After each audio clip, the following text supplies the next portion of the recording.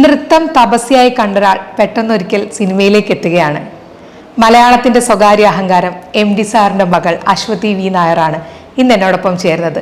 അശ്വതി നമ്മോട് സംസാരിക്കുന്നു സിനിമയെക്കുറിച്ച്, നൃത്തത്തെക്കുറിച്ച്, അച്ഛനെക്കുറിച്ച്, വായനയും എഴുത്തിനെയും കുറിച്ച്. സ്വാഗതം. Thank you. ഒരുപാട് സന്തോഷം. കാരണം നനച്ചിരിക്കാതെ കിട്ടിയ ഒരു അവസരമാണ്. കാരണം മാമിനെ പോലെ ഒരാളെ ഇന്റർവ്യൂ ചെയ്യാൻ പറ്റുക എന്നുള്ളത്. ഇപ്പം നൃത്തം എന്ന് പറയുന്ന ഒരു സമർപ്പിതമായ ജീവിതവും ആത്മാന്വേഷണവുമാണല്ലോ. എന്താണ് സിനിമ? സിനിമ ഒരു കഥ നമ്മൾ പറയുമ്പോൾ ഡയറക്ടറുടെ വിഷൻ ഉണ്ടെങ്കിൽ കൂടിയും അതൊരു വലിയ ടീം വർക്കാണ്. എനിക്ക് അങ്ങനെയാണ് തോന്നിയിട്ടുള്ളത്. അപ്പോൾ അതൊരു ഒറ്റയ്ക്കൊരു വ്യക്തിയുടെ തപസ്യ മാത്രമല്ല, ഒരു കൂട്ടായ്മയുടെ തപസ്യ എന്ന് വേണമെങ്കിൽ പറയാം സിനിമയെ. ഇപ്പം എഴുത്ത്, നൃത്തം, സംവിധാനം എന്നൊക്കെ പറയുമ്പോൾ അതിനെല്ലാത്തിനും ഒരു ആഖ്യാന രീതികളിൽ വ്യത്യാസമുണ്ട്. എന്തെങ്കിലും ഒരു താരതമ്യം തോന്നിയിട്ടുണ്ടോ? ഓരോന്നും വ്യത്യസ്തമാണ്. അടിസ്ഥാനപരമായിട്ട് എല്ലാം കലാരൂപങ്ങളാണ്. അതാണ് എനിക്കെപ്പോഴും തോന്നിയിട്ടുള്ളത്. നമ്മൾക്ക് ആർട്ടിസ്റ്റിക് സെൻസിബിലിറ്റി അത്യാവശ്യമാണ്. ഒരു സൗന്ദര്യാത്മകത, അതിൻ്റെ ഒരു ബോധം, ഇതൊക്കെ വളരെ അത്യാവശ്യമാണ് കല കൈകാര്യം ചെയ്യുമ്പോൾ. പക്ഷെ മൂന്നും വളരെ, ഇപ്പോൾ എഴുത്തെന്ന് പറയുന്നത് തികച്ചും സ്വകാര്യമായിട്ടുള്ളൊരു സംഗതിയാണ്. നൃത്തം സ്വകാര്യമാണ്. അതിൻ്റെ തുടക്കത്തിൽ അതിൻ്റെ കൺസെപ്ഷനും അതിൻ്റെ കൊറിയോഗ്രാഫിയും ഒക്കെ നമ്മൾ ഒറ്റയ്ക്ക് ചെയ്യുന്നുണ്ടെങ്കിലും പ്രസൻറ്റേഷനിലേക്ക് വരുമ്പോൾ നമുക്ക് മ്യൂസീഷ്യൻസിന് ആവശ്യമുണ്ട്, മറ്റുള്ള ടെക്നിക്കൽ കാര്യങ്ങളൊക്കെ ആവശ്യമുണ്ട്. സിനിമ എന്ന് പറയുന്നത് ഇത് രണ്ടും ഉണ്ട്. നമുക്ക് സിനിമയുടെ ആദ്യം കഥയും പ്ലോട്ടും കാര്യങ്ങളും ഒക്കെ കൺസീവ് ചെയ്യുന്നത് ഒരു പക്ഷേ എഴുത്തുകാരൻ ഒറ്റയ്ക്കാണെങ്കിലും പിന്നീട് സംവിധായകൻ വരുന്നു. പിന്നെ ഇറ്റ് ബിക്കംസ് എ വെബ്. എല്ലാവരും കൂടി ചേർന്ന് ഒരു കൂട്ടായ്മയായിട്ടാണ് പിന്നെ അതിനെ നമുക്ക് വിഷ്വലായിട്ട് നമുക്ക് ഇൻ്റർപ്രറ്റ് ചെയ്യാൻ പറ്റുന്നത്. ഇപ്പം മനോരഥങ്ങളിലേക്ക് വരുമ്പം എനിക്കൊന്ന് ഇംഗ്ലീഷിൽ മൈൻഡ്സ്കേപ്പ് എന്ന് പറയാം അല്ലേ, മനുഷ്യരുടെ മനസ്സിലൂടെയുള്ള വിചാരം. എന്തുകൊണ്ട് മനോരഥങ്ങൾ? ഇത്രയും നല്ലൊരു പേര് സജസ്റ്റ് ചെയ്ത മാം തന്നെയാണോ സാറാണ്? അച്ഛനാണ് പേരിട്ടുന്നത്. നമ്മൾ കഥകളൊക്കെ സെലക്ട് ചെയ്തു. ഷൂട്ട് ഏകദേശം 2-3 കഥകളുടെ ആയപ്പോഴാണ് നമുക്ക് പ്ലാറ്റ്ഫോമിന് ഇതിന് കലക്റ്റീവായിട്ടൊരു പേര് വേണം എന്ന് പറയുന്നതും. അപ്പം അങ്ങനെ ആലോചിച്ചിട്ടാണ് അച്ഛൻ തന്നെയാണ് മനോരഥങ്ങൾ എന്ന് പറഞ്ഞതും. പിന്നെ അതിൻ്റെ ഇംഗ്ലീഷ് ട്രാൻസ്ലേഷൻ മൈൻഡ്സ്കേപ്സ് എന്നും വെക്കുന്നത്. ഇപ്പം മനോരഥങ്ങളുടെ ആദ്യത്തെ കാഴ്ച നമ്മൾ കാണുന്നത് കമലഹാസൻ സാറിന്റെ ഇൻട്രൊഡക്ഷനിലൂടെയാണ്. അയ്യോ, എന്തൊരു അല്ലേ മാം, എന്തൊരു ഭാഗ്യമാണ്. അദ്ദേഹത്തെ പോലെ ആളെ കാണാൻ തന്നെ നമ്മളെല്ലാവരും കൊതിക്കുന്ന ഒരു അവസരത്തിൽ അദ്ദേഹത്തിനെ ഡയറക്റ്റ് ചെയ്യാണ്. എങ്ങനെയായിരുന്നു മാമിൻ്റെ തന്നെ ഒരു ഐഡിയ ആയിരുന്നോ സാറ് മതി എന്നുള്ളത്? അതൊരു ജോയിന്റ് ഡിസിഷൻ ആയിരുന്നു. അതായത് ഇത് ഈ കഥകൾക്കൊരു അതിങ്ങനെ ഓരോന്നിനും മുന്നേ ഒരു ചെറിയ ഇൻട്രൊഡക്ഷൻ കൊടുക്കാൻ ഒരു ആക്ടർ വേണം എന്ന് പറഞ്ഞപ്പം എന്തായിരുന്നു ഓപ്ഷൻസ് എന്നുള്ളത് എൻ്റെ മനസ്സിൽ ആദ്യം വന്ന പേര് കമൽഹാസൻ എന്നുള്ളതാണ്. എന്താന്ന് വെച്ചാൽ അദ്ദേഹത്തിന് മലയാളം അറിയാം, പിന്നെ മറ്റുള്ള എല്ലാ സദേൺ ലാംഗ്വേജസും സംസാരിക്കുന്ന ഒരു വ്യക്തി, ഹിന്ദി അടക്കം എല്ലാ ഇൻഡസ്ട്രിയിലും അറിയപ്പെടുന്ന, റെക്കഗ്നൈസ് ചെയ്യപ്പെടുന്ന ഒരു ആക്ടർ. അപ്പോൾ വേറെ ഒരു ചോയ്സ് എനിക്ക് മനസ്സിൽ സത്യത്തിൽ വന്നില്ല. ആ ഐഡിയ നമ്മൾ പ്രൊഡ്യൂസേഴ്സായ സരിഗമയോട് സജസ്റ്റ് ചെയ്തപ്പോൾ അവർ എഗ്രി ചെയ്തു. പിന്നെ അവരാണ് കമൽ സാറിനെ പോയി കണ്ട് ഇങ്ങനെ ഒരു പ്രോജക്റ്റ് ഉണ്ട്, അതിൻ്റെ ഒരു പ്രസൻറ്ററായിട്ട് സാറ് വരണം എന്ന് പറഞ്ഞപ്പോൾ അദ്ദേഹം വളരെ സന്തോഷത്തോടെ വന്നു. ഞാനല്ല ഡയറക്റ്റ് ചെയ്തത്, ഞാൻ ആകെ ചെയ്തത് അതിൻ്റെ നറേഷൻ, അദ്ദേഹം പറയുന്നത് എഴുതി കൊടുത്തു ഞാനത്. മാം ഉണ്ടായിരുന്നില്ലേ ആ സിറ്റുവേഷൻ? കാരണം ലൈൻ പ്രൊഡ്യൂസർ ആയ സ്ഥിതിക്ക് ഉണ്ടാവും. എങ്ങനെയായിരുന്നു ആ ഒരു കാഴ്ച? ഭയങ്കര എന്താ പറയുക, ഞാൻ അദ്ദേഹത്തിൻ്റെ വലിയ ഫാനാണ്. അപ്പോൾ ഒരു ഫാൻ ഗേൾ മൊമെന്റ് തന്നെയായിരുന്നു. എന്ന് വെച്ചാൽ ഞാൻ ഇതുവരെ നേരിട്ട് പരിചയപ്പെട്ടിട്ടില്ല കമൽ സാറിനെ. ഉണ്ടായിരുന്നിട്ടും കൂടി എനിക്ക് അങ്ങനെ ഒരു അവസരം കിട്ടിയിട്ടില്ല. അപ്പം ഞാൻ പലപ്പോഴും നമ്മുടെ മനസ്സിൽ ആഗ്രഹം ഉണ്ടാവും, പക്ഷെ നമുക്ക് അത് നടന്നില്ല അതുവരെ. അപ്പോൾ ഞാൻ ഇങ്ങനെ ഷൂട്ടുണ്ട് പോകണം എന്ന് പറഞ്ഞപ്പോൾ തന്നെ ഞാൻ ഭയങ്കര എക്സൈറ്റ്മെൻ്റ് ആയിരുന്നു. പിന്നെ അവിടെ എത്തി അദ്ദേഹം ഇങ്ങനെ നടന്നു വരുന്നു, നമ്മളിങ്ങനെ നോക്കുന്നു എന്ന് അദ്ദേഹം വന്ന് നമസ്കാരം പറഞ്ഞപ്പോൾ എനിക്ക് റിയാക്ട് ചെയ്യാനൊന്നും പറ്റുന്നില്ല. ശരിക്കും. തീർച്ചയായിട്ടും അത് ഒരു ഭയങ്കര ബ്ലെസ്സിങ് ആയിട്ടാണ് എനിക്ക് തോന്നിയത്. ഞാൻ ലൈഫിൽ ഒരിക്കലും വിചാരിച്ചിട്ടില്ല അദ്ദേഹത്തെ കാണുമെന്നോ അല്ലെങ്കിൽ ഞാൻ എഴുതിയ വരികൾ അദ്ദേഹം പറഞ്ഞു കേൾക്കുമെന്നോ ഒന്നും ഞാൻ വിചാരിച്ചിട്ടില്ല. അത് എന്തോ ഒരു ഭാഗ്യം. അതെ അതെ, ഇത് ദൈവത്തിന്റെ വലിയ കടാക്ഷം എന്ന് തന്നെ പറയേണ്ടി വരും. ഇപ്പം നമ്മൾ ട്രെയിലർ ലോഞ്ചിൽ കണ്ട ഏറ്റവും വികാരപരമായ നിമിഷങ്ങളായിരുന്നു ശരിക്കും MD സാർ മമ്മൂക്കയുടെ നെഞ്ചിലേക്ക് ചാരുന്നതോ. അയ്യോ, അത് കണ്ട എല്ലാ മലയാളികളുടെയും കണ്ണ് നിറയാണ്. കാരണം അവർ തമ്മിലുള്ളൊരു സൗഹൃദം ഇപ്പം ഞങ്ങളൊക്കെ ഇങ്ങനെ കാണുന്നത് മാം അത് വളരെ ചെറുപ്പം തൊട്ടേ കണ്ടുവരികയാണ്. എങ്ങനെയാണ് മാം അവർ തമ്മിലുള്ളൊരു ആത്മബന്ധത്തിന്റെ കഥ എങ്ങനെയാണ്? മമ്മൂക്ക സത്യം പറഞ്ഞ അച്ഛനോട് വളരെ അടുത്ത് നിൽക്കുന്ന ഒരു വ്യക്തിയാണ്. അതായത് അച്ഛൻ അപൂർവമായിട്ടേ സിനിമ ഫീൽഡിൽ വലിയ നല്ല സൗഹൃദങ്ങളുള്ളൂ. കുറച്ചു പേരോടാണ് വളരെ അടുപ്പമുള്ളത്. അതിലൊരു വ്യക്തിയാണ് അദ്ദേഹം. പിന്നെ പണ്ടേ എനിക്ക് തോന്നുന്നു അദ്ദേഹം കുറേ വായിക്കുകയും അവർ തമ്മിൽ പുസ്തകങ്ങളെക്കുറിച്ച് ചർച്ച ചെയ്യുകയും ഒക്കെ ചെയ്ത് എനിക്ക് ഓർമ്മ വെച്ച നാൾ മുതൽ എൻ്റെ വീട്ടിൽ വരുന്നൊരു വ്യക്തിയാണ്. അതെ, ഞങ്ങളുടെ കുടുംബത്തിലെ പ്രധാനപ്പെട്ട കാര്യങ്ങളിലൊക്കെ പങ്കെടുക്കുന്ന ഒരു വ്യക്തിയാണ്. എൻ്റെ വിവാഹ നിശ്ചയത്തിന് അച്ഛൻ മദിരാശി വെച്ച് ചെറിയൊരു 40-45 പേരുള്ള ഒരു ചെറിയ ചടങ്ങായി നടത്തി. അതിലാകെ ക്ഷണിച്ചത് പുറമേ നിന്ന് അല്ലെങ്കിൽ കുടുംബത്തിൽ പെടാത്ത ഒരാള്. അപ്പൊ സത്യം പറഞ്ഞാൽ കുടുംബമായി അദ്ദേഹം. അന്ന് മമ്മൂക്കയാണ് ഹരിഹരൻ സാറിന് ഇവർ രണ്ടുപേരെയാണ് സിനിമ രംഗത്തുനിന്ന് ക്ഷണിക്കുന്നത്. അപ്പൊ അന്നത്തോടെ എനിക്ക് മനസ്സിലായി ഹീസ് ഫാമിലി. അപ്പോൾ അതൊരു അങ്ങനെ ഒരു ബന്ധമാണ്. പിന്നെ അദ്ദേഹത്തിന് അച്ഛൻ്റെ കാര്യങ്ങളിലൊക്കെ വളരെ ശ്രദ്ധയുണ്ട്. എപ്പോഴും അന്വേഷിക്കും, ആരോഗ്യകാര്യങ്ങളും ഒക്കെ നേരിട്ട് വിളിച്ചു ചോദിക്കും. ചിലപ്പോൾ എന്നെ വിളിച്ചു ചോദിക്കും. ഒരു അനിയത്തിയുടെ സ്ഥാനത്തോ അങ്ങനെ അല്ലെങ്കിൽ ഒരു മരുമകളുടെ സ്ഥാനത്തോ ഒക്കെയാണ് എന്നെ കാണുന്നത്. വഴക്കൊക്കെ പറയും, അതിനുള്ള അവകാശം ഉണ്ടെന്നുള്ള പോലെയാണ് പെരുമാറുക. അപ്പൊ അതൊരു സ്നേഹത്തിന്റെ ഒരു കരുതലിന്റെ ഒരു ഭാഗമാണ്. അപ്പൊ I think I am really blessed. ഇപ്പോൾ മമ്മൂക്കയെ കുറിച്ച് പറയാണെങ്കിലും സാറിനെ കുറിച്ച് പറയുകയാണെങ്കിലും രണ്ടുപേരും മലയാളിയുടെ സ്വകാര്യ അഹങ്കാരം തന്നെയാണ്. പക്ഷേ ഈ രണ്ടുപേരും ഈ ആളുകളോട് അത്ര അല്ലേ കുറച്ചൊന്ന് ഡിറ്റാച്ച്ഡ് ആയിട്ട് നിൽക്കുന്നവർ, അല്ലെങ്കിൽ മലയാളത്തിൽ പറഞ്ഞാൽ ഒരു പരുക്കനാണോ എന്നൊക്കെ നമുക്ക് തോന്നും. ഈ രണ്ടുപേരെയും അടുത്തറിയാവുന്ന ആളെന്ന നിലയ്ക്ക് ഞാൻ ചോദിക്കണം, മാമിന് എങ്ങനെയാണ് തോന്നിയിട്ടുള്ളത്? പക്ഷേ നമ്മളിപ്പോൾ മമ്മൂക്ക എനിക്ക് അടുത്ത കാലത്താണ് വളരെ സൗഹൃദപരമായിട്ട് അല്ലേ എല്ലാവരോടും ഭയങ്കരമായിട്ട് പെരുമാറുന്നു, ചിരിക്കുന്നു. സാറിൻ്റെ അടുത്തൊന്നും അങ്ങനെ നമുക്ക് അറിയില്ല. അപ്പോൾ ശരിക്കും ഈ ഒരു ജീവിതത്തിൽ എങ്ങനെയാണ്? എനിക്ക് മമ്മൂക്കയെ കുറിച്ച് അങ്ങനെ ഒരുപാട് പറയാൻ അറിയില്ല. എന്ന് വെച്ചാൽ ഞാൻ ഡേ ടു ഡേ ബേസിസിൽ അങ്ങനെ മിങ്കിൾ ചെയ്യുന്ന ഒരു വ്യക്തിയല്ല. പക്ഷെ ഞാൻ കാണുമ്പോഴൊക്കെയും എന്നോടൊക്കെ ഒരു പക്ഷേ അച്ഛൻ്റെ മകളായതുകൊണ്ടാവാം അങ്ങനത്തെ ഒരു വളരെ കെയറിങ് ആയിട്ടുള്ള വളരെ സ്നേഹത്തോടെയുള്ള പെരുമാറ്റമാണ് എന്നോടൊക്കെ ഉണ്ടായിട്ടുള്ളത്. ഇത് ഞാൻ കേട്ടിട്ടുണ്ട്. അദ്ദേഹം വളരെ എന്താ പറയാ എല്ലാരെയും ഒരു ഡിസ്റ്റൻസിൽ നിർത്തുന്ന ആളാണെന്നൊക്കെ കേട്ടിട്ടുണ്ട്. പക്ഷെ എനിക്ക് അങ്ങനെ ഇതുവരെ തോന്നിയിട്ടില്ല. അച്ഛനിലേക്ക് വരുമ്പോഴാണ്, കാരണം നമ്മളെല്ലാവരും എന്നും ആരാധനയോടെ നോക്കിക്കാണുന്ന, ആരാധനയോടെ വായിക്കുന്ന ഒരാൾ. ഈ പറഞ്ഞ പോലെ തന്നെ ഒരു കുറച്ചൊന്ന് ഡിറ്റാച്ച്ഡ് ആയിട്ട്, ഇപ്പം മാം തന്നെ പറഞ്ഞു സിനിമയിൽ നിന്നാണെങ്കിലും വളരെ കുറച്ച് സൗഹൃദങ്ങളുള്ള ഒരാൾ. എങ്ങനെയാണ് അച്ഛൻ ജീവിതത്തിൽ? പരുക്കൻ എന്ന് പറഞ്ഞുകൂടാ. അത് ഒരു എഴുത്തുകാരൻ എന്ന നിലയ്ക്ക് എനിക്ക്, അതായത് നമ്മൾ വളർന്നു കഴിയുമ്പോഴാണ് നമ്മൾ മനസ്സിലാക്കുക എന്തുകൊണ്ടാണ് ഇവരിങ്ങനെ എന്നുള്ളത്. അവർക്ക് അവരുടേതായിട്ടുള്ള സ്വകാര്യമായ ഒരു ലോകമുണ്ട്, ഒരു വളരെ പ്രൈവറ്റ് ആയിട്ടുള്ള സ്പേസ് ആണ്. അതിലിപ്പോൾ നമ്മൾ ആസ് ഫാമിലി നമുക്കും കൂടി അതിൽ കൈകടത്താൻ പറ്റില്ല. അങ്ങനെ ഒരു സ്വകാര്യത അവർ സൂക്ഷിക്കുന്നത് കൊണ്ടാവാം അവർക്ക് ഇത്തരം സൃഷ്ടികൾ നടത്താൻ പറ്റുന്നത്. അപ്പം അങ്ങനെയാണ് ഞാൻ അതിനെ മനസ്സിലാക്കിയിട്ടുള്ളത്.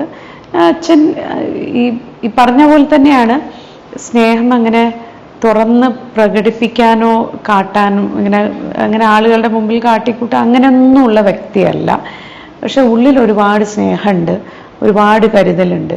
അത് ചിലപ്പോൾ പറയുന്ന ഒരു വാക്കായിരിക്കാം, ചിലപ്പോൾ എൻ്റെ കൈയൊന്ന് മുറുകെ പിടിക്കുകയായിരിക്കാം.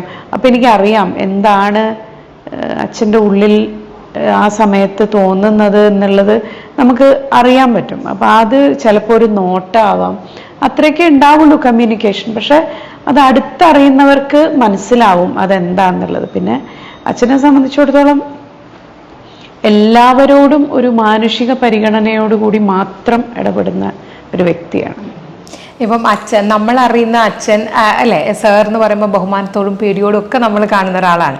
ഇപ്പം മാമിന് അറിയാവുന്ന, കാരണം മാമിന്റെ കുട്ടിക്കാലം എന്ന് പറഞ്ഞാൽ ടീച്ചറും ഭയങ്കര തിരക്കിലാണ്, അച്ഛനും ഭയങ്കര തിരക്കിലാണ്. അപ്പോൾ നമ്മളെല്ലാവരും അങ്ങനെ പ്രതീക്ഷിക്കുമല്ലോ എഴുതും എന്നുള്ളത്. പക്ഷേ മാം ആദ്യം തിരഞ്ഞെടുത്തത് നൃത്തം തന്നെയായിരുന്നു അല്ലേ? ലിറ്ററേച്ചർ കഴിഞ്ഞിട്ട് നൃത്തത്തിലേക്ക് പോവുകയായിരുന്നു. എന്നിട്ടും ഇത്രയും സമയം എന്തുകൊണ്ടാണ് വീണ്ടും എഴുത്തിലേക്ക് വരാൻ? ഇപ്പോൾ പുസ്തകങ്ങൾ പബ്ലിഷ് ചെയ്യുന്നു, കഥകൾ വരുന്നു. സമയമല്ല, എഴുത്ത് പണ്ടും ഉണ്ടായിരുന്നു. കോളേജിൽ പഠിക്കുന്ന കാലത്തൊക്കെ കുറച്ചൊക്കെ എഴുതിയിരുന്നു. പക്ഷെ അതിനെ അത്ര സീരിയസ് ആയി കണ്ടില്ല എന്നുള്ളതാണ്. പിന്നെ ആ സമയത്താണ് ഞാൻ ഡാൻസിലേക്ക് കൂടുതൽ ശ്രദ്ധ പതിപ്പിക്കുന്നത്. അപ്പോൾ ഒരു കാര്യം ചെയ്യുമ്പോൾ അതിൽ 100% ശ്രദ്ധയോടെ ചെയ്യുക എന്നുള്ളതാണ് എൻ്റെ ഒരു രീതി. അപ്പോൾ ഈ നൃത്തത്തിൽ നമ്മളൊന്ന് എസ്റ്റാബ്ലിഷ് ആയി വരാൻ ഒരുപാട് സമയം വേണം. അപ്പോൾ പഠിപ്പിക്കുന്നതായാലും ശരി, പെർഫോം ചെയ്യുന്നതായാലും ശരി, ആദ്യത്തെ ഒരു 10-20 വർഷം നമ്മൾ അതിൽ പൂർണ്ണമായും സമർപ്പണത്തോടെ നിൽക്കുക എന്നുള്ളത്. അപ്പോൾ ആ സമയത്ത് എനിക്ക് മറ്റുള്ള കാര്യങ്ങളിലൊന്നും ശ്രദ്ധിക്കാൻ പറ്റിയിട്ടില്ല. ഇപ്പോൾ ഞാൻ കുറേം കൂടി സിലക്റ്റീവായി. ഇപ്പോൾ എല്ലാ പഠിപ്പിക്കുന്നതും ആവട്ടെ, കണ്ടമാനം കുട്ടികളെയൊന്നും പഠിപ്പിക്കുന്നില്ല, കുറച്ചു പേരെ പഠിപ്പിക്കുന്നുള്ളൂ. അത് അത്രയും താല്പര്യമുള്ളവരെ മാത്രം. അപ്പോൾ ആ ഒരു സമയം എനിക്കിപ്പോൾ എൻ്റെ കൺട്രോളിലായി.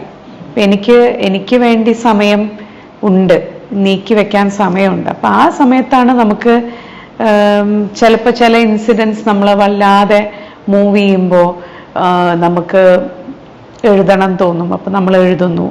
അത് പിന്നെ ഇപ്പോൾ കുറേം കൂടി സുഹൃത്ത് വലയം കൂടി, അപ്പോൾ ചിലർ നിർബന്ധിക്കും, അങ്ങനെ അയച്ചു കൊടുക്കും, അത് പബ്ലിഷ് ചെയ്ത് വരുന്നു. അങ്ങനെ ഒരു വളരെ കോൺഷ്യസ് ആയിട്ട് എനിക്കൊരു പുസ്തകം പബ്ലിഷ് ചെയ്യണം എന്നുള്ള ഉദ്ദേശത്തോടെ എഴുതുന്നതല്ല, സംഭവിച്ചു പോകുന്നതാണ്. അപ്പൊ എനിക്കൊരു സംഗതിയെക്കുറിച്ച് ലോകത്തോട് പറയണം എന്ന് തോന്നുമ്പോൾ മാത്രമേ ഞാൻ എഴുതൂ. ഇപ്പൊ അതിപ്പോ ലേഖനങ്ങളായാലും ശരി, കഥയായാലും ശരി, ഒരു വിഷയം നമുക്ക് 4 ആൾ അറിയണം എന്ന് നമുക്ക് തോന്നുമ്പോൾ മാത്രമേ ഞാൻ എഴുതാറുള്ളൂ. അതാണ് എൻ്റെ ഒരു രീതി. ഇപ്പം എന്തുകൊണ്ട് മനോരഥങ്ങൾ?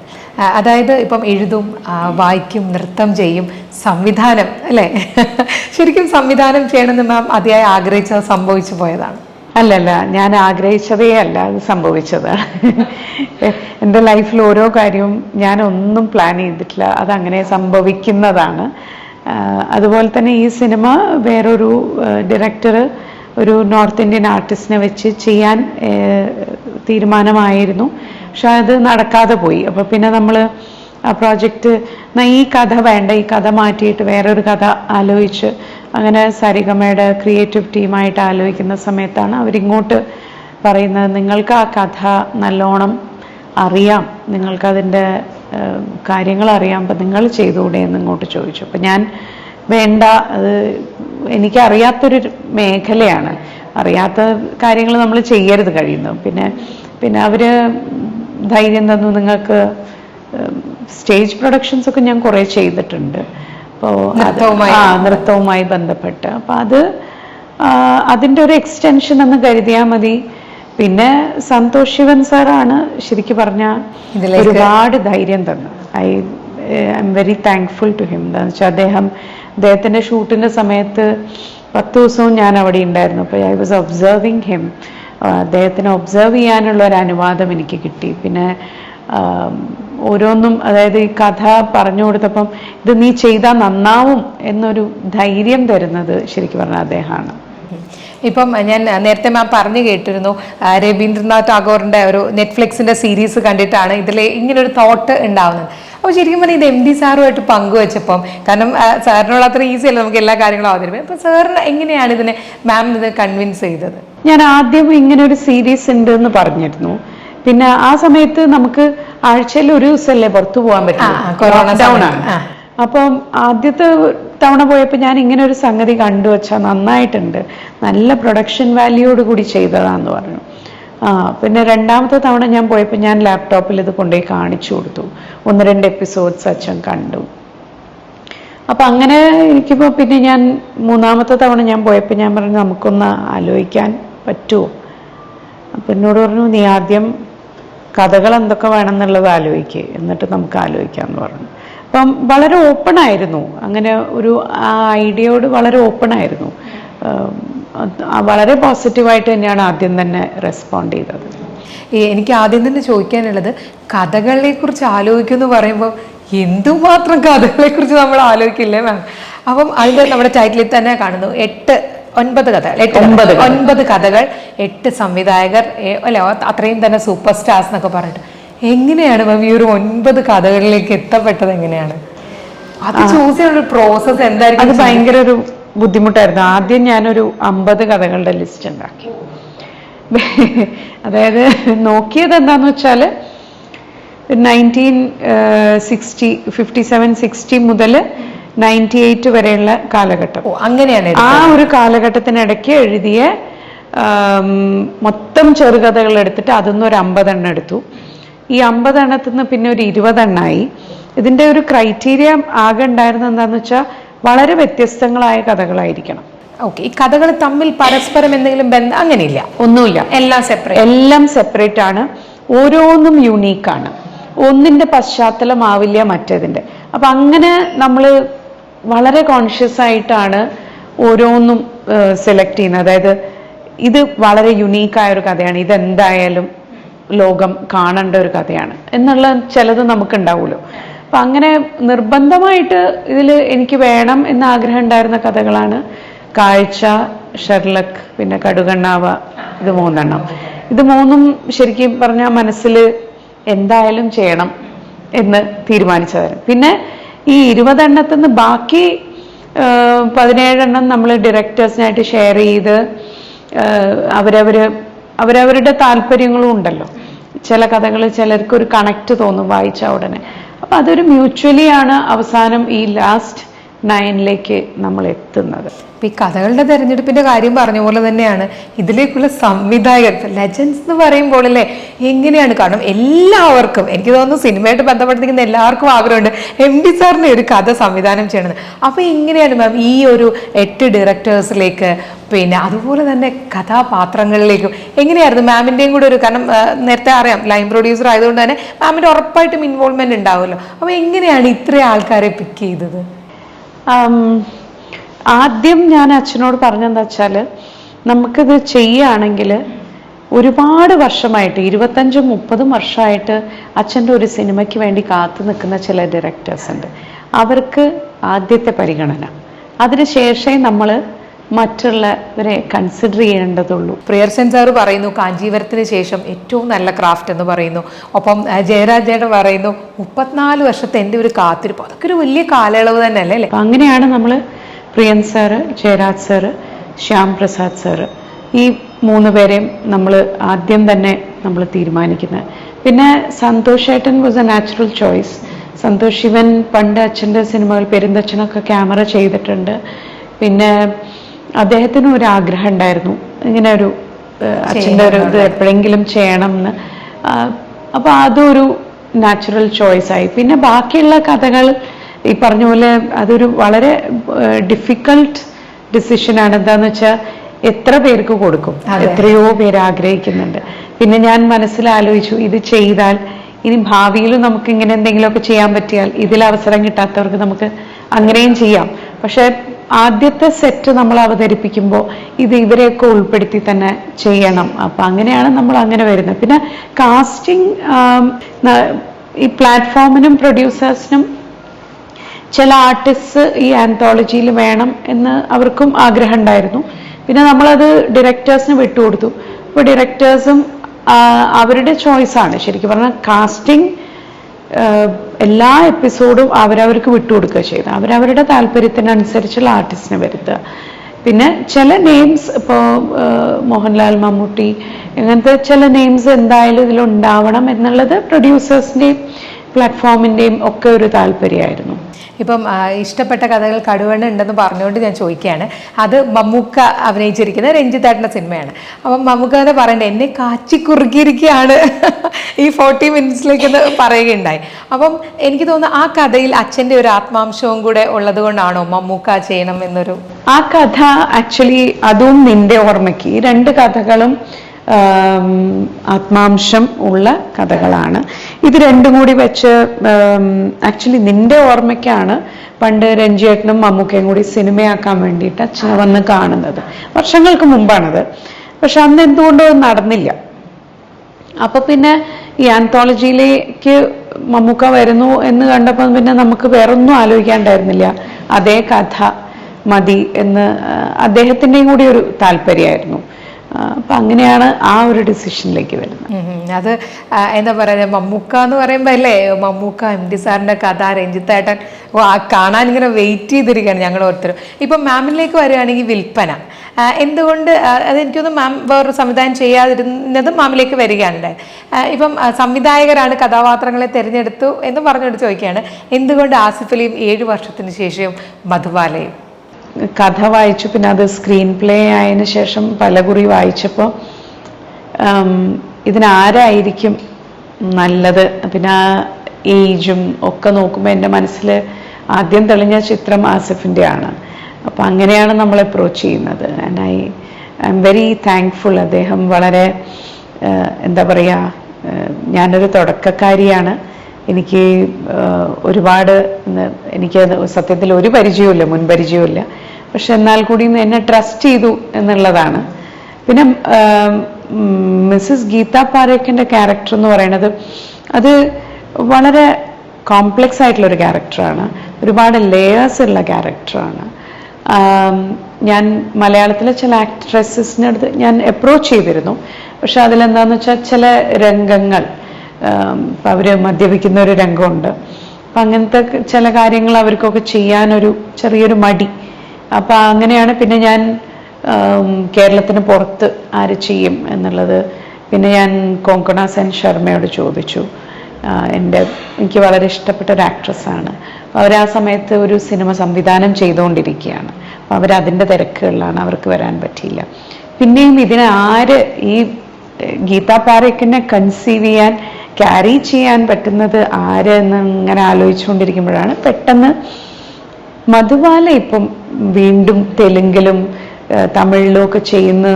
അപ്പം അങ്ങനെയാണ് ഞാൻ അവരിലേക്ക് എത്തുന്നത്. പിന്നെ ലുക്കും ഒക്കെ പെട്ടെന്ന് നോക്കിയപ്പം എല്ലാം ഒരുവിധം മാച്ചാണ് നമ്മുടെ മനസ്സിലുള്ള, അങ്ങനെയാണ് അവരെ കാസ്റ്റ് ചെയ്യുന്നത്. അപ്പം അങ്ങനെ വളരെ ആലോചിച്ച് എടുത്ത ഡിസിഷനാണ്. ഇപ്പോൾ ആസിഫിൻ്റെ കാര്യം പറഞ്ഞുകൊണ്ട് തന്നെ ഞാൻ ചോദിക്കുകയാണ്, അന്ന് ആ ഒരു ട്രെയിലർ ചടങ്ങിൽ ഒരു ചെറിയൊരു ഒരു തെറ്റിദ്ധാരണ ഉണ്ടായിരുന്നു. ശരിക്കും മാമിൻ്റെ മുഖത്തും അന്നൊരു ഒരു പരിഭ്രമമാണ്. കാരണം മാം പറഞ്ഞ പോലെ തന്നെ തുടക്കക്കാരിയാണ്, എന്ത് സംഭവിക്കുന്ന അറിയില്ല. ശരിക്കും അതുണ്ടായി കഴിഞ്ഞിട്ട് മാം എങ്ങനെയാണ് ആ സംഭവത്തിനെ എടുത്തത്?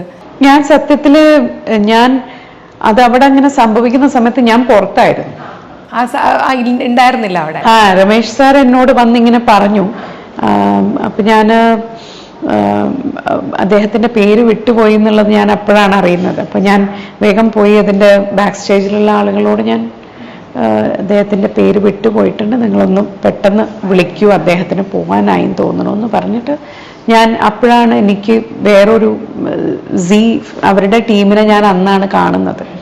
അപ്പോൾ അവരെന്നെ വിളിച്ചപ്പോൾ ഞാൻ ഓഡിറ്റോറിയത്തിന് പുറത്തേക്ക് പോയി.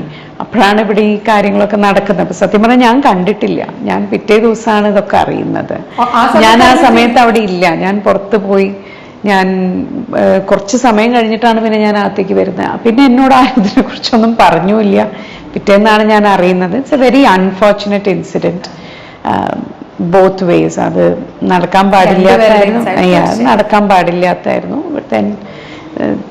എല്ലാം നമ്മളുടെ കയ്യിലല്ലല്ലോ. പല കാര്യങ്ങളും നമ്മൾ എത്ര കണ്ട് സൂക്ഷ്മമായി നോക്കിയാലും ചിലപ്പോൾ ചില കാര്യങ്ങൾ നമ്മുടെ കൺട്രോളിൽ നിന്ന് വിട്ടുപോകും. പിന്നെ അത് ഓർഗനൈസേഴ്സ് കുറച്ചും കൂടി അത് ശ്രദ്ധിക്കണമായിരുന്നു, പക്ഷെ അത് അവർ വേണ്ട പോലെ അത് ശ്രദ്ധിച്ചില്ല. അത് കഴിഞ്ഞ് രണ്ടുപേരെയും, കാരണം രണ്ടുപേരും മാമിന് പ്രിയപ്പെട്ടവർ, രണ്ടുപേരും മാമിൻ്റെ സിനിമയിലുള്ള. അപ്പം എങ്ങനെയായിരുന്നു അത് മാം? എനിക്ക് അതായിരുന്നു, മാം എങ്ങനെ ആ സിറ്റുവേഷൻസിനെ എടുത്തിട്ടുണ്ടാവും, രണ്ടുപേരെ എങ്ങനെ മാം അത്, കാരണം രണ്ടുപേരുടെ ഭാഗത്തുനിന്നും ഇപ്പം മാം പറഞ്ഞു രണ്ട് സൈഡിൽ നിന്നും അല്ലേ കാര്യങ്ങളും കാരണങ്ങളും ഉണ്ടാവാം. ഞാൻ പറഞ്ഞല്ലോ, അത് വളരെ അൺഫോർച്ചുനേറ്റ് ആയിപ്പോയി. പിന്നെ as Asif said, let's move on. ഇനി അതിലേക്ക് ഇങ്ങനെ ഡ്വെൽ ചെയ്യേണ്ട കാര്യമില്ല. MD സാറിന്റെയും മമ്മൂക്കയുടെയും ഏറ്റവും ഇഷ്ടപ്പെട്ട, ആ കോമ്പിനേഷനിൽ മാമിന് ഇഷ്ടപ്പെട്ട സിനിമ ഏതായിരിക്കും? ഒരു വടക്കൻ വീരഗാഥ. ഒട്ടും ആലോചിക്കണ്ട എനിക്ക്. അത് തന്നെയാണ് മൊത്തത്തിലല്ലേ. ഒരുപാട് നല്ല നല്ല സിനിമകൾ, ഇപ്പൊ ആൾക്കൂട്ടത്തിൽ തനിയെ വേറൊരു ഇഷ്ടപ്പെട്ട സിനിമയാണ്. അങ്ങനെ ഒരുപാടുണ്ട്. പഴശ്ശിരാജ ഇഷ്ടമാണ്, പക്ഷെ ഒരു വടക്കൻ വീരഗാഥ എന്തുകൊണ്ടോ വളരെ എൻ്റെ ബെസ്റ്റ് സിനിമ ലിസ്റ്റിൽ എപ്പോഴും ഉള്ളൊരു സിനിമയാണത്. അതെ, അത് മാറ്റി വെക്കാനേ നമുക്കൊന്നും അല്ല, അതിനപ്പുറത്തേക്കും ഒന്നും ചിന്തിക്കാനേ പറ്റുന്നില്ല. ഇപ്പം എം ഡി സാറിൻ്റെ പഴയ പല സിനിമകൾ എടുക്കുമ്പോൾ അന്നത്തെ കാലഘട്ടത്തിൽ പോലും ശക്തരായ സ്ത്രീ കഥാപാത്രങ്ങളുള്ളതായിട്ട് എനിക്ക് തോന്നിയിട്ടുണ്ട്. ഇപ്പോൾ പരിണയത്തിലെ താത്രയാകട്ടെ, പഞ്ചാഗ്നിയിലെ ഗീത ചെയ്ത കഥാപാത്രമാകട്ടെ, ഈ ഒരു മനോരഥങ്ങളുടെ ട്രെയിലർ കാണുമ്പോഴും എനിക്ക് ആ സന്തോഷം ഉണ്ടായി. കാരണം ഓരോ സ്ത്രീ കഥാപാത്രങ്ങൾ വരുമ്പോൾ നമുക്കുണ്ടാകുന്ന ഒരു സന്തോഷം ഉണ്ടല്ലോ. എങ്ങനെയാണ് ഈ സിനിമയിൽ? കാരണം പാർവതി ഉണ്ട്, ഇപ്പോൾ പറഞ്ഞ പോലെ മധുബാലയുണ്ട്, നദിയ മൊയ്തു ഉണ്ട്. അയ്യോ, ഓർക്കാൻ അത്രയും നല്ല കഥാപാത്രങ്ങൾ. എങ്ങനെയാണ് മാഡം ഈ ഒരു മനോരഥങ്ങളുടെ സ്ത്രീ കഥാപാത്രങ്ങൾ എങ്ങനെയാണ്? എല്ലാം ഒന്നിനൊന്ന് വ്യത്യസ്തമാണ്. അതാണ് അതിൻ്റെ ഒരു USP എന്ന് വേണമെങ്കിൽ പറയാം. എന്താണെന്ന് വെച്ചാൽ എല്ലാ സിനിമയിലും സ്ത്രീ കഥാപാത്രങ്ങളുണ്ട്. പ്രത്യേകിച്ചും സ്ത്രീ പക്ഷത്ത് ഉള്ള കഥകൾ എന്ന് പറയുമ്പോൾ വിൽപ്പനയും കാഴ്ചയാണ്. പിന്നെ ഒരു പരിധിവരെ ഷെർലക്കിലെ ചേച്ചിയുടെ ആ കഥാപാത്രം. പക്ഷെ എല്ലാത്തിലും പിന്നെ അപർണ, ആൻ, രണ്ടുപേരും വളരെ സ്ട്രോങ് ക്യാരക്ടേഴ്സാണ് കടൽക്കാറ്റിൽ. അപ്പോൾ അത് രണ്ടുപേരും രണ്ട് തലത്തിൽ നിൽക്കുന്ന ക്യാരക്ടേഴ്സാണ് അതിൽ, രണ്ട് ടൈപ്പ് വളരെ വ്യത്യാസമായിട്ട്. അപ്പോൾ അതൊക്കെയും എനിക്ക് തോന്നുന്നു all this adds to the strength of the show. ഇപ്പോൾ മനോരഥങ്ങൾ എന്നുള്ള ഷോൻ്റെ മൊത്തം സ്ട്രെങ്ത്തിനെ ഈ ക്യാരക്ടേഴ്സ് എല്ലാവരും അത് ആഡ് ചെയ്യുന്നുണ്ട് തീർച്ചയായിട്ടും. അതുപോലെ എന്തുകൊണ്ടാണ് പ്രിയദർശൻ സാർ രണ്ടെണ്ണം ചെയ്തിട്ടുണ്ട് അതല്ലേ?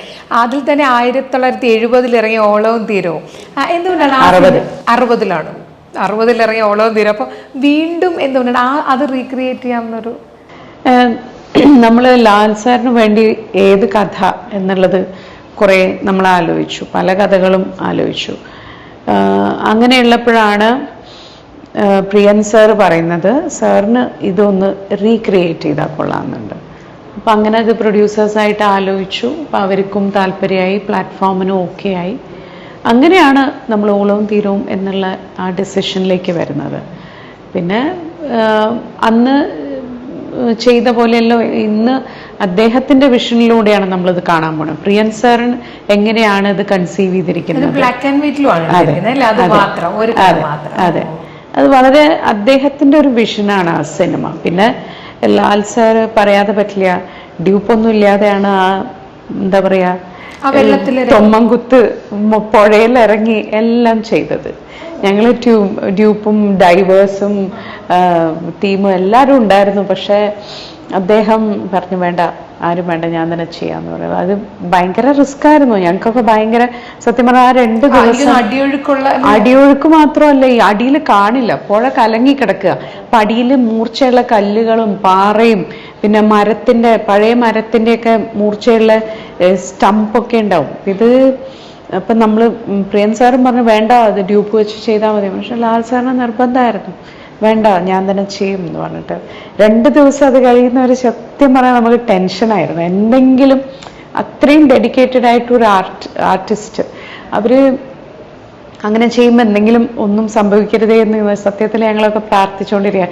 അദ്ദേഹം വെള്ളത്തിൽ ചാടിയ ചുറ്റും ആളുകൾ ചാടി വെയിറ്റ് ചെയ്യാണ്, എന്തെങ്കിലും ഒരു എമർജൻസി ഉണ്ടാവുമോ എന്നുള്ളത്. സോ ഇറ്റ് വെരി വെരി അതിൻ്റെ ചിത്രീകരണം സത്യം പറഞ്ഞാൽ മറക്കാൻ പറ്റില്ല. അതുപോലെ തന്നെ പ്രിയദർശൻ, മോഹൻലാൽ, സാബു സെറിൾ, സന്തോഷ് ശിവൻ, എൻ്റെ ദൈവമേ, കലാവാനിയൊക്കെയാണ് നമുക്ക് ഓർമ്മ വരിക. എങ്ങനെയായിരുന്നു മാം ആ ഒരു എക്സ്പീരിയൻസ്? എങ്ങനെയായിരുന്നു? സത്യം പറഞ്ഞാൽ ആ സെറ്റിൽ വന്നപ്പോഴാണ് നമുക്ക് വി റിയലൈസ്ഡ് അത്രയും വർഷങ്ങൾക്ക് ശേഷം ഇവർ ഒരുമിക്കുകയാണെന്നുള്ളത്. അവരൊരുമിച്ച് ഇത്രയും പേര്, അതൊരു ഭയങ്കര അതിശയമായിരുന്നു. പിന്നെ എന്താ പറയുക, സന്തോഷ് ശിവൻ സാറിനെ കുറിച്ച് ഞാൻ അധികമൊന്നും നമ്മൾ പറയേണ്ട കാര്യമില്ല. He's what he is. അദ്ദേഹം എന്താ പറയുക, പിയർ ആന്റണി വരെ നേടിക്കഴിഞ്ഞൊരു സിനിമാറ്റോഗ്രാഫർ, അതിനപ്പുറത്തേക്കൊന്നുമില്ല. പിന്നെ സാബു സാറിനെ കുറിച്ച് പറയുകയാണെങ്കിൽ ഞാൻ ആദ്യമായിട്ടാണ് സാറിനെ പരിചയപ്പെടുന്നത് ഈ സെറ്റിൽ വെച്ചിട്ട്. അപ്പോൾ അദ്ദേഹത്തിൻ്റെ അങ്കിൾ എ വിൻസെൻ്റ് ആയിട്ട് എൻ്റെ അച്ഛന് വളരെ അടുപ്പമുണ്ടായിരുന്നു പണ്ട്. പക്ഷേ ഇത്രയും എന്താ പറയുക ഡൗൺ ടു എർത്ത് ആയിട്ടുള്ളൊരു മനുഷ്യൻ, ഇത്രയും നമ്മളുടെ കൂടെ നിന്ന് സഹകരിച്ച ഒരു വ്യക്തി. അതിൻ്റെ പ്രൊഡക്ഷൻ ഡിസൈൻ ചെയ്യാന്ന് പറഞ്ഞാൽ വളരെ ബുദ്ധിമുട്ടാണ്. അതായത് വലിയ തടി ഉണ്ടാക്കിയെടുക്കുന്നത്, ഈ കെട്ടിക്കൊണ്ടുപോകുന്ന പുഴയിലൂടെ ഒഴുക്കിയെടുക്കുന്ന തടി, അതിന് പലതരം മെറ്റീരിയൽസ് നമ്മൾ എക്സ്പെരിമെൻ്റ് ചെയ്തു.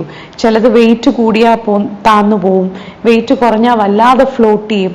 ഇത് കറക്റ്റ് വെള്ളത്തിലിട്ടാൽ അത് ഹാഫ് പൊങ്ങി കിടക്കുന്ന തരത്തിലുള്ള. അപ്പം ഇതൊക്കെ അദ്ദേഹം ഒരുപാട് അദ്ദേഹം 10-12 ദിവസം മുന്നേ വന്ന് തൊടുപുഴയിൽ താമസിച്ച് ഡെയിലി സെറ്റ് ലൊക്കേഷനിൽ പോയി ഇത് പ്ലാൻ ചെയ്ത് ഇതിന് എന്ത് മെറ്റീരിയൽ വേണം എന്നൊക്കെ ഓരോന്നും ഇത്രയും ഡീറ്റെയിൽഡ് ആയിട്ട് വർക്ക് ചെയ്യുന്ന ഒരാളെ ഞാൻ ആദ്യമായിട്ട് such A senior person like him, അത് നമുക്ക് പറയാൻ സമ്മതിക്കാതെ പറ്റില്ല. ഗ്രേറ്റ്.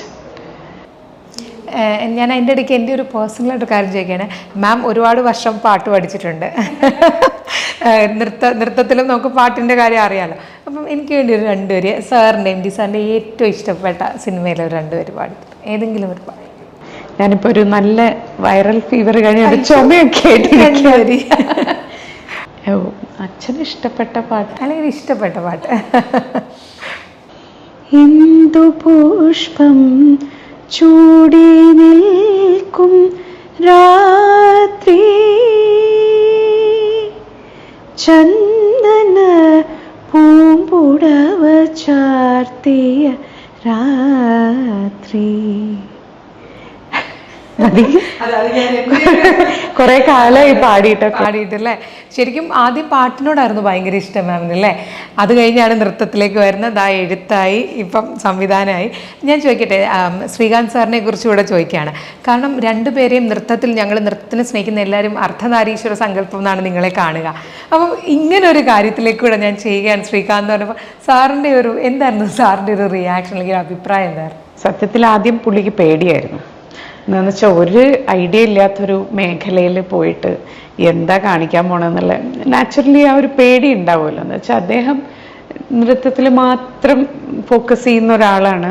വേറെ അതിനപ്പുറത്തേക്ക് പുറത്ത് വേറെ ഇൻട്രസ്റ്റ് ഒന്നും ഇല്ലാത്ത ഒരാളാണ്. അപ്പം സിനിമയൊക്കെ കാണുമെങ്കിലും എന്നെ പോലെ അങ്ങനെ ഭയങ്കര ഭ്രാന്തമായിട്ടുള്ള ഇൻട്രസ്റ്റ് ഒന്നുമില്ല സിനിമയിൽ. കുറച്ച് കാണും എന്നുള്ളത് മാത്രമേ ഉള്ളൂ.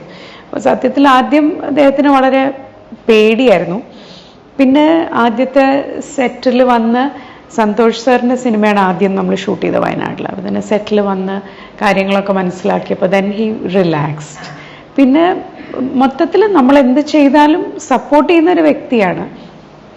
അത് എന്ത് ചെയ്യുകയാണെങ്കിലും നമ്മൾ 100% അതിൽ ഇൻവോൾവ് ആയിട്ട് ചെയ്യുന്ന ഒരാളാണ് ഞാൻ. അപ്പോൾ അതിന് ഒരുപാട് സപ്പോർട്ട് ചെയ്തിട്ടുണ്ട്. എന്ന് വെച്ചാൽ ഫാമിലിയുടെ സപ്പോർട്ടും ആ കാര്യവും ഇല്ലാതെ നമുക്കിതൊന്നും വൃത്തിയായിട്ട് നമുക്ക് ചെയ്യാൻ പറ്റില്ല. So he was very supportive that way. ഇപ്പം അച്ഛൻ്റെ നോവലുകൾ കഥകളൊക്കെ വായിക്കാൻ തുടങ്ങിയത് ഒരിക്കലും ഒരു കാലഘട്ടം കഴിഞ്ഞിട്ടാണ്. എങ്കിലും ഏറ്റവും ഇഷ്ടപ്പെട്ട കൃതികൾ എടുത്തു പറഞ്ഞാൽ അതൊരു ബുദ്ധിമുട്ടാണെന്ന് എനിക്കറിയാം. എങ്കിൽ കൂടിയും ഏതൊക്കെയായിരിക്കും? അതൊക്കെയാണോ ഞങ്ങൾ മനോരഥങ്ങളിലൂടെ കാണാൻ? മനോരഥങ്ങളിലുള്ള ഓരോ കഥയും എനിക്ക് ഒരുപാട് പ്രിയപ്പെട്ടതാണ്. പിന്നെ അതിൽ ഇടം പിടിക്കാതെ പോയ ഒരുപാട് കഥകളുമുണ്ട്. പെരുമഴയുടെ പിറ്റേന്ന്, കൽപ്പാന്തം, ഡാറസ്സലാം, ഒടിയൻ, ഇതൊക്കെ എനിക്ക് അച്ഛൻ്റെ വളരെ ഇഷ്ടപ്പെട്ട വളരെ വ്യത്യസ്തമായിട്ടുള്ള കഥകളാണ്. പിന്നെ നോവലുകൾ എടുത്താൽ രണ്ടാമൂഴം, അതിനായിട്ടാണ് മലയാളികൾ കാത്തിരിക്കുന്നത്. മഞ്ഞ്, അസുരവിത്ത്, വാരണാസി. എല്ലാത്തിനും കൃത്യമായ ഉത്തരം മാം. അതുപോലെ തന്നെ സിനിമകളെ കുറിച്ച് ചോദിച്ചാൽ MD സാറിൻ്റെ സിനിമകളിൽ ഏറ്റവും പ്രിയപ്പെട്ടത്? വലിയ ബുദ്ധിമുട്ടാണ്. വടക്കൻ വീരഗാഥ ഞങ്ങൾ മാറ്റി. വടക്കൻ വീരഗാഥ, സതയം, താഴ്വാരം, ആൾക്കൂട്ടത്തിൽ തനിയെ, പരിണയം, നിർമാല്യം, മതി. ഇനി ലിസ്റ്റ് നീണ്ടുകൊണ്ടേ ഇരിക്കും അല്ലേ ലിസ്റ്റ്? എന്നാലും ഒരുപാട് സന്തോഷം മാം. കാരണം എന്താ പറയുന്നത്, ഞാനൊക്കെ നൃത്തത്തിനെ സ്നേഹിക്കുന്ന, ഞങ്ങളൊക്കെ ആരാധനയോടെ കണ്ടിരുന്ന ഒരാളെ ഞാൻ മറ്റൊരു പ്ലാറ്റ്ഫോമിന് വേണ്ടി, സിനിമയ്ക്ക് വേണ്ടി ഇൻ്റർവ്യൂ ചെയ്യുകയാണ്.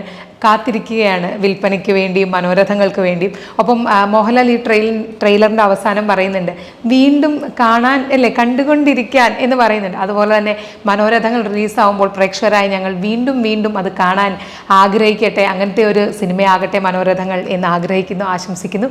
ഇനി ഒരുപാട് സിനിമകൾ, ഒരുപാട് എഴുത്തുകളൊക്കെ അശ്വതി മാമിൽ നിന്ന് പ്രതീക്ഷിക്കുന്നു. ഒരുപാട് സന്തോഷം. Thank you so much. Thank you so much.